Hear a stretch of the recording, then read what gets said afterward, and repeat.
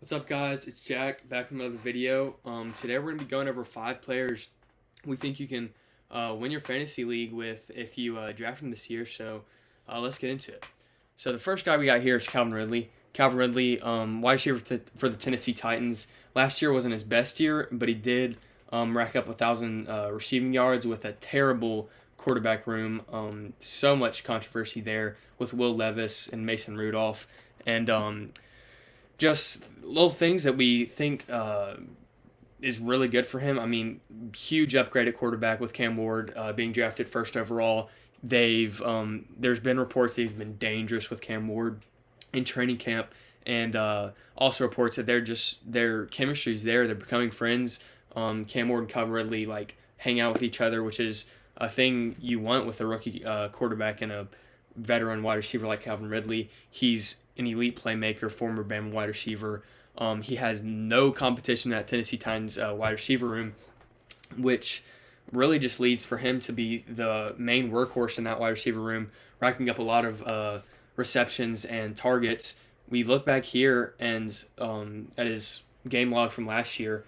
I mean, he was very up and down, but would drop these 24, 22, 25-point games where he just racked up a ton of receptions on a ton of targets. Here in week 8 against Detroit, 15 targets, 10 receptions, 143 yards, one of his better games.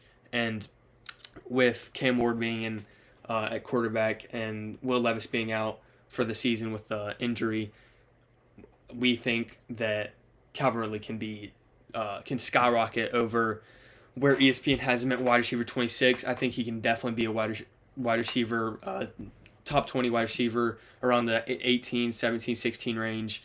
But yeah, I mean, I feel like he can be a huge pickup from where he's being drafted. His ADP up here says around 75th pick, which I feel like he can definitely outperform. They're projecting to have 1,100 yards on 7 touchdowns, 31 more points more than he had in the 2024 season. So he definitely can be a huge pickup for a flex, maybe even wide receiver 2 spot on y'all's squads. But he's definitely one of my favorite late round picks that can easily get you so much value and can help you win your league. So yeah.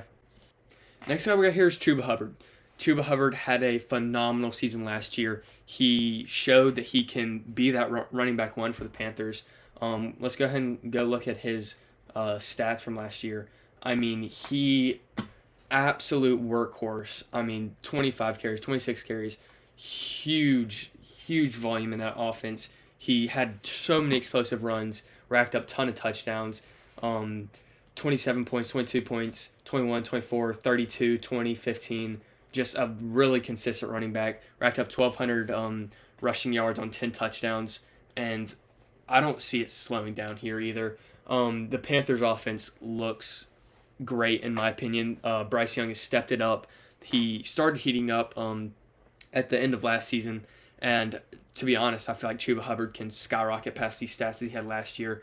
Especially, he had these stats, missed week 18, week 17, week 1 and week 2. He wasn't really being seen as that main workhorse. So if he can stay healthy, 18 weeks of straight running back 1 volume, I feel like he's going to be a huge pickup. ESPN has him ranked at RB16. I think it's a fair ranking, but I do believe he can easily be a top 10 running back.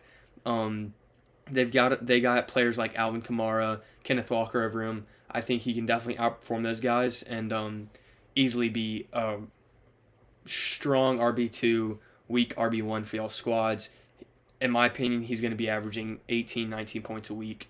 With how much volume and how this Carolina Panthers offense is panning out to be. Some of the things I've got here, he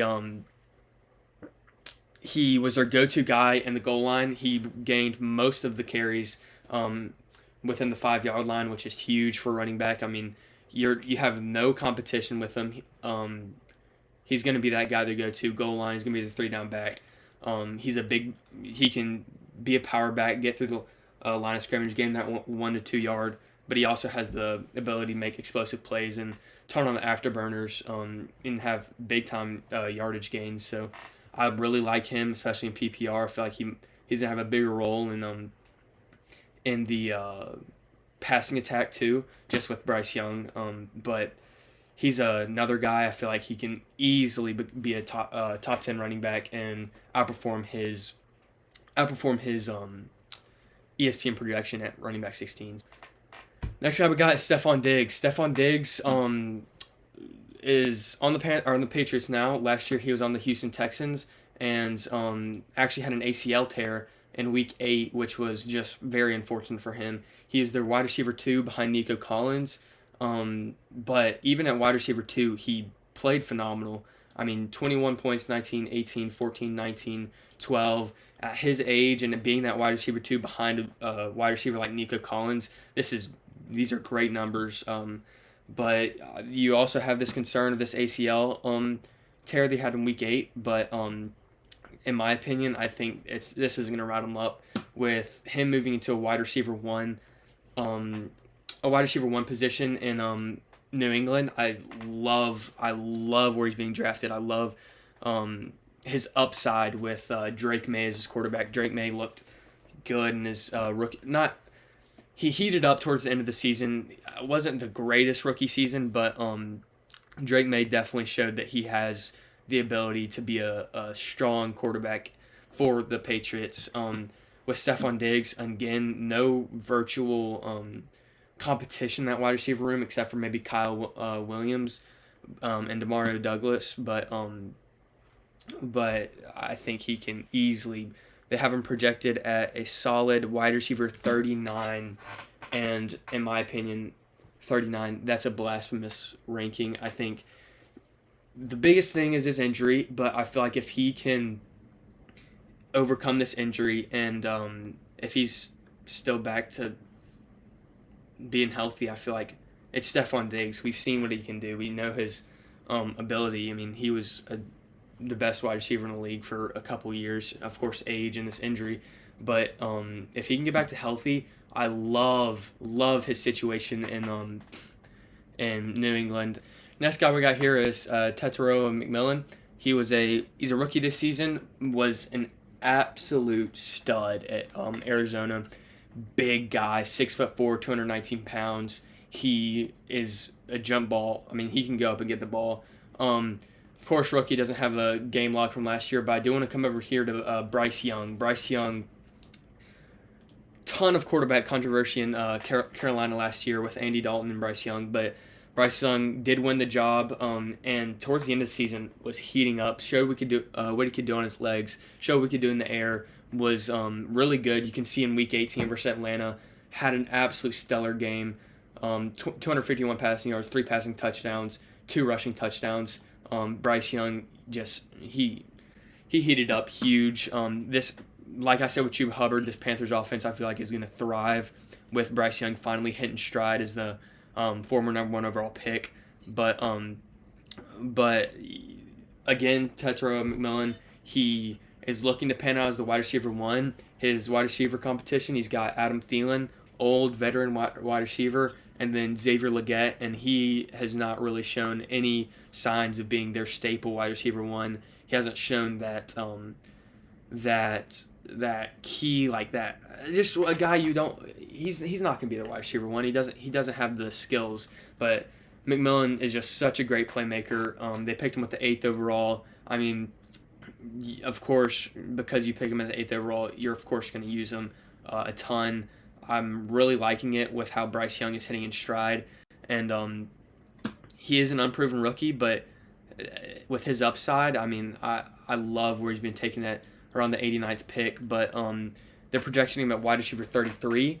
I think he can easily beat that projection.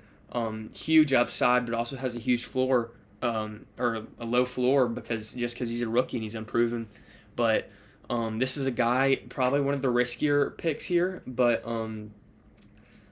for where he's being taken, I love him. I love it. I feel like a lot of guys around him are risky picks, but he has such high upside. He can definitely be a good wide receiver just in general and in fantasy. So this is another guy I really love and think he can be a huge pickup for y'all in y'all's fantasy leagues. So yeah. Final guy we got here is Chase Brown. Chase Brown had a phenomenal season last year. We're just gonna go ahead and take these look at these fantasy stats again. I mean, he was phenomenal. He had Zach Moss in the backfield with him, but after Zach Moss got hurt, he absolutely tore it up. I mean, he was a huge staple in the running game. A lot of carries. Also in the receiving game, had a ton of receptions. He's a PPR beast. If you're in a PPR league, this is a guy that you want on your squad. I mean, with the Bengals offense, huge, very pass heavy, a terrible offensive line, but he makes up for it because of what he gets in his pass game. And with them cutting Zach Moss, I feel like Chase Brown will thrive in this offense. He thrived last year, and I just don't see him regressing in any way. Chase Brown, they have him projected at running back 12, and running back 12, it's kind of hard to improve on that, but I feel like he can easily be a top 7, top 6 running back. And little stat I have here, when Moss went down last year with an injury, he averaged 18.9 carries, 5.5 targets, 116.3 yards, and 20.6 fantasy points per game. And with Zach Moss being gone now, after them releasing him, he's going to have, if he stays healthy, he's going to have 17 weeks of just straight dominance, in my opinion, with little to no competition in that room. Of course, the receiving game with Jamar Chase, T. Higgins, Joe Burrow, it's going to take a little bit away from his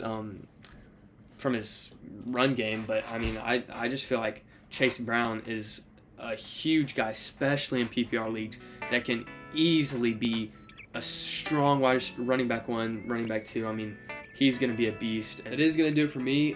Thank you for tuning in. Hopefully this helps y'all in y'all's upcoming fantasy season. But make sure to like and subscribe, and we'll see you in the next one.